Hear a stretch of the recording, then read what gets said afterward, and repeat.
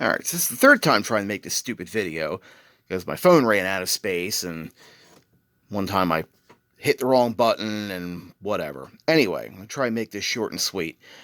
So, 80s Ford ETR 4-button radio with Bluetooth. So this is the Bluetooth module, and MH-M18, and you can see the labels there. Right and left audio output, ground, VCC, that's a 5-volt input, mute, which is how I'm making the logic switching work in here, and key. This was, if you look up the data sheet, there you can hook up a keyboard with a couple of momentary buttons and resistors to get a volume up, a volume down, and some other functions that I don't remember offhand. I have this wired through a resistor to simulate the volume up all the time, so it's set at max volume and doesn't randomly turn itself down. The mute, when this is playing, it goes high, plus 3.3 volts, and when it's not playing, it goes to 0 volts. Well, this, I need to be at 0 volts when this is playing, and just open when not playing. So that requires a logic inverter. This little general purpose NPN transistor, I think that's a 2N3906, but it could be absolutely anything that I had laying around in the drawer, because it's really not that important. One of these comes from the mute line to the base. This one is from 5 volts to the emitter, the collector. I'm sorry, this is the collector. That's your output to the other side, which I'll show you in a minute. And the emitter is just tied to ground. So when this goes high, 3.3 volts at this end, this pulls to ground on this wire. And the audio output goes to this little preamp unit, which is this thing that I got from, the big evil Amazon. But it will run on, see, brand generic. That's how you know it's good. DC 9 to 24 volts.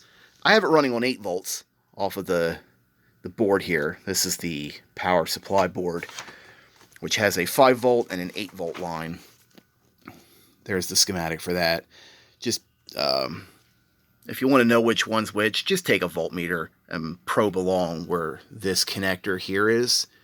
There's a hot, 12 volt hot, there's a ground, there's a 5 volt, there's an 8 volt.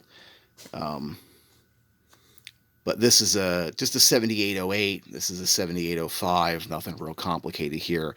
They're good for an amp, but I think the Bluetooth module pulls 40 milliamps, and the other things, I don't know, 30 or something. It doesn't really pull very much, so this isn't a problem. So, there's that. The other side of it is, this is what Ford calls IC503. This is the mute switch. Now, the inputs from the op-amp module are here and here, the red and white. Now, if you look close, you can see a trace cut there and there. And this is that mute line coming from the logic inverter. There's a pair of diodes soldered directly to the pins. There's probably a cleaner way to do this, but I just landed it right on the chip. So if you're doing this, be super careful, because you really don't want to overheat that chip and cook it. This is what that looks like on the schematic. We are using digital audio disc, left and right. So the left is on pin 1, and the right is on pin 12. And here's the logic pins here, 6, 9, and 10. 6 is for the music search thing, so we're not actually using that. We're using these two here. And those are the two diodes that I'm using. Now, this is the logic chart. As you can see, for CD, you pull down 9 and 10. So this is the mute, or the auto music search one, so that's always low, but you could see, based on your function, what's high, what's low.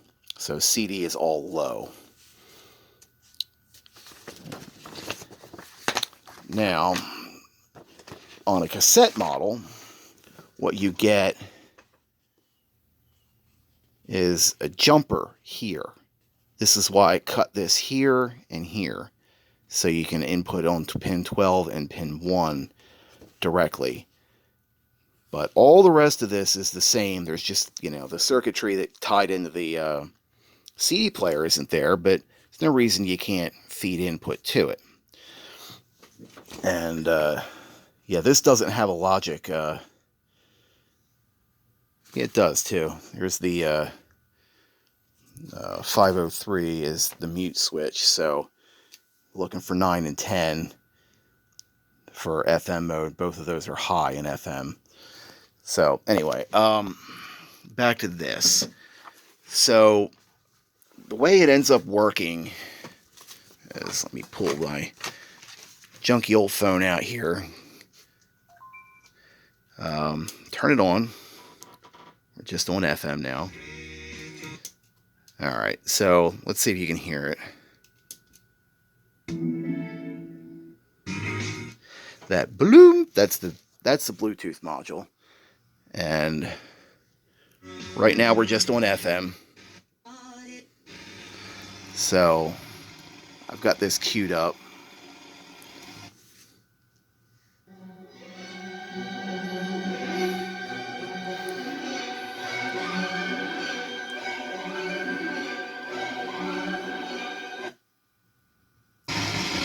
So this goes back to FM volume.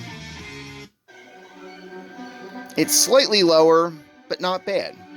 This phone is really old, so pardon the slowness, but I just needed something that would pair with the Bluetooth. So there you go.